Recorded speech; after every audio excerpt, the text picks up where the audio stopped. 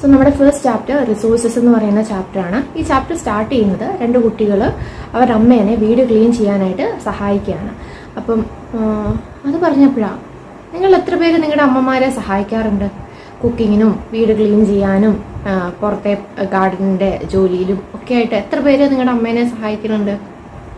ഇപ്പം എല്ലാവരും പറയും ഞാനുണ്ടെന്ന്. ഒരു കാര്യം ചെയ്യും, വീട്ടിൽ അമ്മേനെ സഹായിക്കുന്ന കുട്ടികളുണ്ടെങ്കിൽ താഴെ കമൻറ്റ് ബോക്സിൽ കമൻറ്റ് ചെയ്യും. ഞാൻ നോക്കട്ടെ എത്ര കുട്ടികൾ, ടീച്ചറിൻ്റെ എത്ര കുട്ടികളാണ് അമ്മമാരെ വീടുകളിലൊക്കെ സഹായിക്കുന്നത് എന്നുള്ളത് ഞാൻ നോക്കട്ടെ കേട്ടോ. അപ്പോൾ മറക്കാതെ കമൻറ്റ് ബോക്സിൽ കമൻറ്റ് ചെയ്ത് കേട്ടോ. അപ്പോൾ ഇവിടെ ഈ 2 കുട്ടികൾ അമ്മമാരോട് അത്ര സ്നേഹമുള്ള കുട്ടികളാട്ടോ. അതുകൊണ്ടായിരിക്കും അവരമ്മമാരെ ഇങ്ങനെ സഹായിച്ചുകൊണ്ടിരിക്കുക. ഓരോരോ സാധനങ്ങളൊക്കെ ഇങ്ങനെ ക്ലീൻ ചെയ്യാൻ വേണ്ടിയിട്ട്, അല്ലെ വീട് മൊത്തത്തിൽ ക്ലീൻ ചെയ്യാൻ വേണ്ടിയിട്ട് ഇങ്ങനെ സഹായിക്കുകയാണ്. അപ്പോൾ ആ സമയത്ത് ഇവർ ചോദിക്കുകയാണ്, സ്റ്റോറി ആയതുകൊണ്ടോ ടീച്ചർ വായിക്കാത്ത, മക്കൾ വായിച്ച് നോക്കിയാൽ മതി, ഈസിയാണ്, അണ്ടർസ്റ്റാൻഡ് ചെയ്യാൻ പറ്റും, വളരെ ഈസി ആയിട്ടുള്ള സ്റ്റോറിയാണ്. അപ്പോൾ ഇതിൽ ഫസ്റ്റ് ഒരു ഇമ്പോർട്ടൻ്റ് ആയിട്ടുള്ളൊരു പോർഷൻ ഉണ്ട്. അതുകൊണ്ടാണ് ആക്ച്വലി ഞാൻ ഈ പാരഗ്രാഫ് പറയുന്നത്.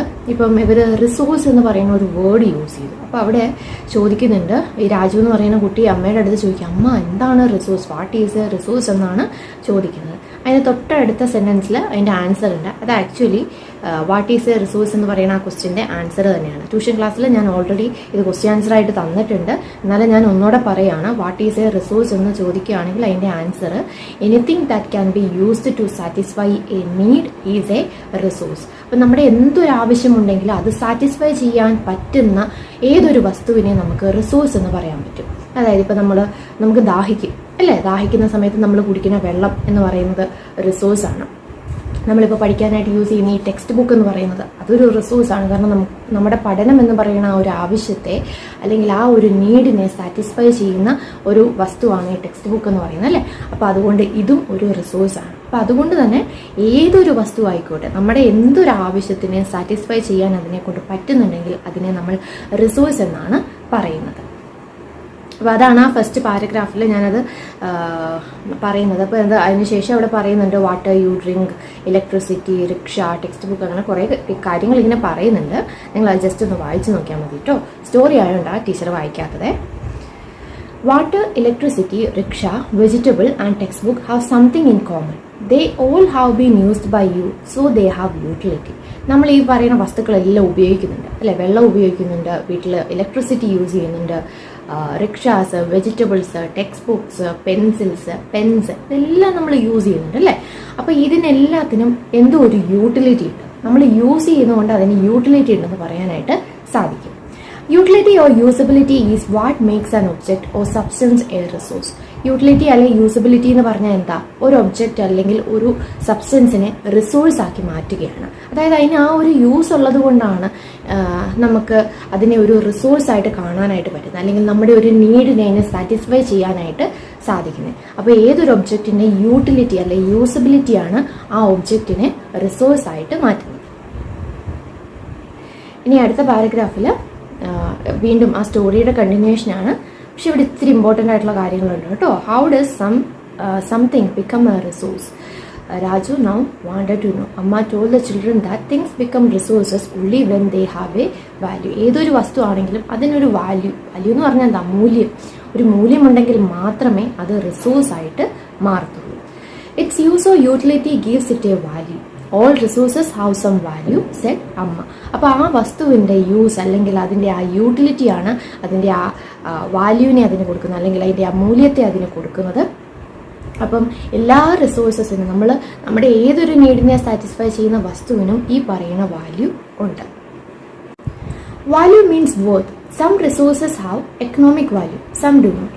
അപ്പോൾ വാല്യൂ എന്ന് പറഞ്ഞാൽ വർത്ത് ആണ്. അതായത് ഇപ്പം ഒരു വസ്തു അതിന് ചിലപ്പോൾ എക്കണോമിക് വാല്യൂ ഉണ്ടായിരിക്കാം, ചിലപ്പോൾ അതിന് എക്കണോമിക് വാല്യൂ ഇല്ലായിരിക്കാം. എന്ന് പറഞ്ഞാൽ എന്താ, പൈസ കൊടുത്ത് നമുക്ക് കിട്ടുന്ന റിസോഴ്സസ് ഉണ്ട്, പൈസയൊന്നും ഇല്ലാണ്ട് നമുക്ക് ഫ്രീ ആയിട്ട് കിട്ടുന്ന റിസോഴ്സസ് ഉണ്ട്. ഇതെന്താ ഈ ഫ്രീ ആയിട്ട് കിട്ടുന്ന resource?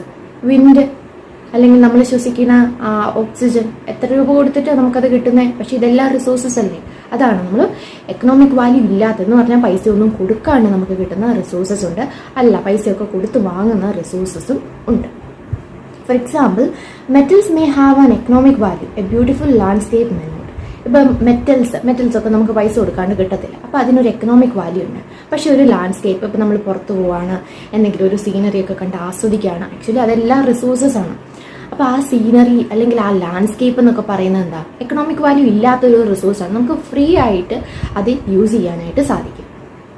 But both are important and satisfy human needs. ഇപ്പോൾ എക്കണോമിക് വാല്യൂ ഉണ്ടോ ഇല്ലയോ, നമ്മുടെ ആവശ്യത്തിന് ആ ഒരു പർട്ടിക്കുലർ സാധനം വേണം അല്ലേ.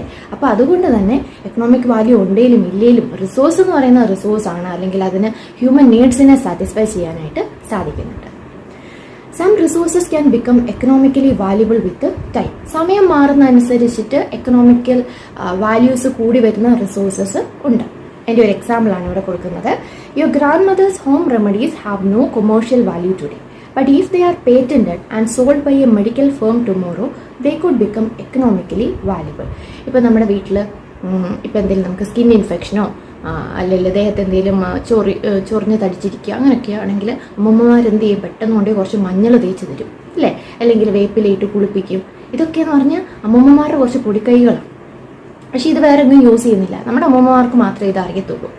പക്ഷേ ഇത് പിന്നീട് നമ്മളിത് ഏതെങ്കിലും ഒരു മെഡിക്കൽ ഫേമിനത് ഈ ഒരു ഐഡിയ കൊടുക്കുകയാണ്, അവരത് വെച്ചിട്ടൊരു മെഡിസിൻ തന്നെ ഡെവലപ്പ് ചെയ്തെടുക്കുകയാണെങ്കിൽ ആക്ച്വലി ഈ ഐഡിയ കൊണ്ടിട്ടില്ല അവർ ആ മെഡിസിൻ ഡെവലപ്പ് ചെയ്തെടുത്തത്. അപ്പോൾ അതിനെ പിന്നീട് എക്കണോമിക് വാല്യൂ ആയിട്ട് മാറും. അതായത് ഇപ്പം നമുക്ക് നമ്മുടെ അമ്മമാരുടെ അടുത്തുനിന്ന് ഫ്രീ ആയിട്ട് കിട്ടിക്കൊണ്ടിരിക്കുന്ന ഈ കാര്യം ഫ്യൂച്ചറിൽ നമ്മുടെ കുട്ടികൾക്കൊക്കെ ആണെങ്കിൽ ഇത് പൈസ കൊടുത്ത് മേടിക്കേണ്ടതായിട്ട് വരും. അപ്പോൾ അതിന് എക്കണോമിക് വാല്യൂ അല്ലെങ്കിൽ അതിൻ്റെ ആ ധനം കൂടി വരുന്ന, അല്ലെങ്കിൽ അതിന് ഒരു പൈസ കൊടുത്താൽ മാത്രമേ, എന്തെങ്കിലും ഒരു എമൗണ്ട് കൊടുത്താൽ മാത്രമേ അത് നമുക്ക് യൂസ് ചെയ്യാനായിട്ട് സാധിക്കത്തുള്ളൂ. അപ്പോൾ അതാണ് പറയുന്നത്, എക്കണോമിക് വാല്യൂ ഇപ്പോൾ ഇല്ലാത്ത വസ്തുക്കൾക്ക് പിന്നീട് എക്കണോമിക് വാല്യൂ ഉണ്ടാകും. ഇനി ഇവിടെ പേറ്റന്റ് എന്താണെന്ന് കൊടുത്തിട്ടുണ്ട്.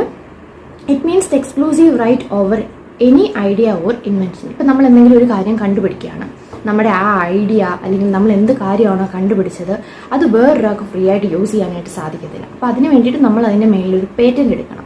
എന്ന് പറഞ്ഞാൽ അത് നമ്മുടെയാണ്, അല്ലെങ്കിൽ ആ ഐഡിയ നമ്മുടെയാണ്, അല്ലെങ്കിൽ ആ ഇൻവെൻഷൻ നമ്മുടെയാണ് എന്ന് തെളിയിക്കുന്ന ഒന്നാണ് ഈ പേറ്റന്റ് എന്ന് പറയുന്നത്.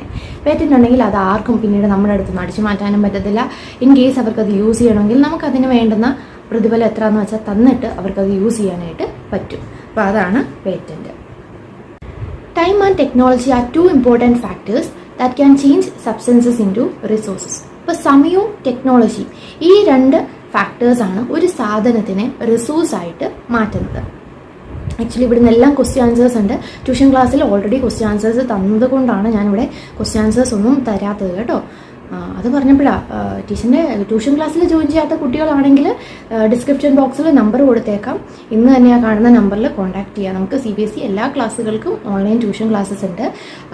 അതായത് ക്ലാസ് 1 മുതൽ 12th സ്റ്റാൻഡേർഡ് വരെയുള്ള കുട്ടികൾക്ക് നമ്മൾ ഓൺലൈൻ ട്യൂഷൻ ക്ലാസ്സസ് എടുക്കുന്നുണ്ട്. പിന്നെ അതേപോലെ തന്നെ ഇപ്പോൾ +1 +2 കേരള സിലബസിനും അറ്റൻഡ് ചെയ്യാനായിട്ട് സാധിക്കും. CBSEയിൽ പഠിക്കുന്ന കുട്ടികൾക്കും അറ്റൻഡ് ചെയ്യാനായിട്ട് സാധിക്കും. രണ്ടു കൂട്ടർക്കും വേണ്ടിയിട്ടാണ് നമ്മൾ ഓൺലൈൻ ട്യൂഷൻ ക്ലാസ്സസ് എടുക്കുന്നത്. അപ്പം നമ്മുടെ 8th സ്റ്റാൻഡേർഡിൽ പഠിക്കുന്ന കുട്ടികളും അതേപോലെ തന്നെ നിങ്ങളുടെ ചേട്ടന്മാരും അനിയത്തിമാരും ഒക്കെ കാണത്തില്ലേ, വലിയ ക്ലാസ്സിലും കുഞ്ഞു ക്ലാസ്സിലും ഒക്കെ ആയിട്ട് കസിൻസൊക്കെ ഇല്ലേ. അപ്പോൾ അവരോടൊക്കെ പറയണം കേട്ടോ, ഇങ്ങനെ കുഞ്ഞു ടീച്ചർ ഓൺലൈൻ ട്യൂഷൻ ക്ലാസ് എടുക്കുന്നുണ്ടെന്നുള്ള കാര്യം. അപ്പോൾ ക്വസ്റ്റ്യൻ ആൻസേഴ്സ് ഒക്കെ ഞാനവിടെ ഓൺലൈൻ ട്യൂഷൻ ക്ലാസ്സിൻ്റെ സമയത്ത് തരുന്നുണ്ട് കേട്ടോ. അതുകൊണ്ടാണ് ഇവിടെ എക്സ്പ്ലെയിൻ ചെയ്ത് അതിൻ്റെയും കൂടെ ടൈം കളയാണ്ട് ഞാൻ പോകുന്നത്. തന്നെയല്ല ക്വസ്റ്റ്യൻ ആൻസേഴ്സ് ഒക്കെ കൊടുക്കുമ്പോൾ ഒന്ന് ഇൻട്രാക്ട് ചെയ്ത് കൊടുക്കും. ഇപ്പോൾ ഞാൻ ഒരു ക്വസ്റ്റ്യൻ ചോദിക്കുക, എവിടെ ആയിരിക്കും ഇതിൻ്റെ ആൻസർ, അപ്പോൾ നിങ്ങൾ പറയത്തില്ലേ ഇന്നതല്ലേ ടീച്ചറെ എന്ന് ചോദിക്കുമ്പോൾ ആ ഒരു ഇൻട്രാക്റ്റീവ് സെക്ഷനൊക്കെ വേണ്ടേ. അതുകൊണ്ടാണ് നമുക്ക് ട്യൂഷൻ ക്ലാസ്സിൽ തരാം എല്ലാ ക്വസ്റ്റ്യൻ ആൻസേഴ്സും. അപ്പോൾ ടൈമും ടെക്നോളജിയുമാണ് സബ്സ്റ്റൻസിനെ റിസോഴ്സായിട്ട് കൺവേർട്ട് ചെയ്യുന്നത്. Both are related to the needs of the people. ആൾക്കാരുടെ ആവശ്യങ്ങൾ അനുസരിച്ചിട്ടാണ് ഒരു സാധനം അല്ലെങ്കിൽ ഒരു വസ്തു റിസോഴ്സായിട്ട് മാറുന്നത്. People themselves are the most important resource. എൻ്റെ അടുത്ത് ചോദിക്കുകയാണെങ്കിൽ ഞാൻ ഇത് തന്നെ പറയും, നമ്മൾ മനുഷ്യരാണ് വളരെ ഇമ്പോർട്ടൻ്റ് ആയിട്ടുള്ളൊരു റിസോഴ്സ്, അല്ലെ ഹ്യൂമൻ റിസോഴ്സാണ് ഏറ്റവും ഇമ്പോർട്ടൻ്റ് ആയിട്ടുള്ള റിസോഴ്സ്. എന്താണെന്ന് ചോദിച്ചാൽ ഇപ്പോൾ ഒരു വസ്തു അതെങ്ങനെ തന്നെ ഇരിക്കുക, പക്ഷെ അതിനിങ്ങനെ ഒരു നീഡിനെ സാറ്റിസ്ഫൈ ചെയ്യാൻ പറ്റും എന്നുള്ളത് കണ്ടെത്തി അതിനെ ഒരു റിസോഴ്സാക്കി മാറ്റുന്നത് ആരാണ്? ഹ്യൂമൻസ് ആണ്. ഇപ്പോൾ കോളുണ്ട്, പെട്രോളിയം ഉണ്ട്, എന്തുമാത്രം ഇമ്പോർട്ടൻ്റ് ആണ് ഇന്നത്തെ കാലത്ത് നമുക്കിതൊക്കെ. അതൊക്കെ അങ്ങനെ തന്നെ ആ മണ്ണിനടിയിൽ അവിടെ തന്നെ അങ്ങനെ ഇരിക്കുകയായിരുന്നെങ്കിൽ നമുക്ക് അറിയത്തുപോലും ഇല്ല ഇങ്ങനെ ഒരു സാധനം ഉണ്ടാവുമെന്നും, അല്ലെങ്കിൽ ആ ഒരു സാധനം കൊണ്ട് ഇങ്ങനെ ഒരു നീഡിനെ സാറ്റിസ്ഫൈ ചെയ്യാൻ പറ്റും എന്നുള്ള കാര്യം ഒന്നും നമുക്ക് അറിയത്തില്ല. അപ്പോൾ അതുകൊണ്ട് എന്താ, ഹ്യൂമൻസ് എന്ന് പറയുന്നത് വളരെ ഇമ്പോർട്ടൻ്റ് ആയിട്ടുള്ള റിസോഴ്സാണ്. അവരാണ് ആ കോളിനെ അല്ലെങ്കിൽ ആ പെട്രോളിനെ ആ ഒരു റിസോഴ്സാക്കി മാറ്റിയത്, അല്ലെങ്കിൽ നമ്മുടെ ആവശ്യങ്ങളെ സാറ്റിസ്ഫൈ ചെയ്യാൻ പറ്റുന്ന ഒരു സാധനമാക്കി മാറ്റിയത് ഹ്യൂമൻസ് ആണ്. അപ്പം അതുകൊണ്ട് തന്നെ ഹ്യൂമൻസ് ആണ് ഏറ്റവും ഇമ്പോർട്ടൻ്റ് ആയിട്ടുള്ള resource. It is their ideas, knowledge, inventions and discoveries that lead to the creation of more resources. അപ്പോൾ ഈ ആൾക്കാരുടെ ഓരോരോ ഐഡിയാസ്, അവരുടെ അറിവുകൾ, അവരുടെ കണ്ടുപിടുത്തങ്ങൾ, ഇതൊക്കെയാണ് റിസോഴ്സ് ക്രിയേറ്റ് ചെയ്യപ്പെടുന്ന കുറേ കാര്യങ്ങൾ, അല്ലെങ്കിൽ ഒരു സാധനത്തിനെ റിസോഴ്സാക്കി മാറ്റുന്നത് ഇവരുടെ ഈ കഴിവ് കാരണമാണ്. Each discovery or invention leads to many others. അപ്പോൾ ഏതൊരു കണ്ടുപിടുത്തമാണെങ്കിലും അല്ലെങ്കിൽ ഏതൊരു ഇൻവെൻഷൻ ആണെങ്കിലും വേറൊരു കാര്യത്തിലേക്ക് അത് വഴിതെളിക്കുന്നുണ്ട്. The discovery of fire led to the practice of cooking and other processes, while the invention of the wheel ultimately resulted in the development of newer modes of transport. അതായത് fire കണ്ടെത്തിയപ്പോഴത്തേക്കിനാണ്, അല്ലെങ്കിൽ fire കണ്ടുപിടിച്ചുകൊണ്ടാണ് cooking എന്ന് പറയുന്ന ഒരു കാര്യം വന്നത്. അതാണ് നേരത്തെ സെന്റൻസിൽ പറയുന്നത്. ഏതൊരു ഡിസ്കവറി അല്ലെങ്കിൽ ഏതൊരു ഇൻവെൻഷനും ആയിക്കോട്ടെ, അത് വേറൊരു ഇൻവെൻഷനിലേക്ക് അല്ലെങ്കിൽ വേറൊരു കാര്യത്തിലേക്ക് വഴിതെളിക്കുന്നു. അപ്പം ഫയർ കണ്ടുപിടിച്ചത് കൊണ്ടാണ് കുക്കിംഗ് വന്നത്. അതേപോലെ തന്നെ വീലിൻ്റെ ഇൻവെൻഷനോട് കൂടിയിട്ടാണ് ട്രാൻസ്പോർട്ടേഷൻ സിസ്റ്റംസ് വന്നത്.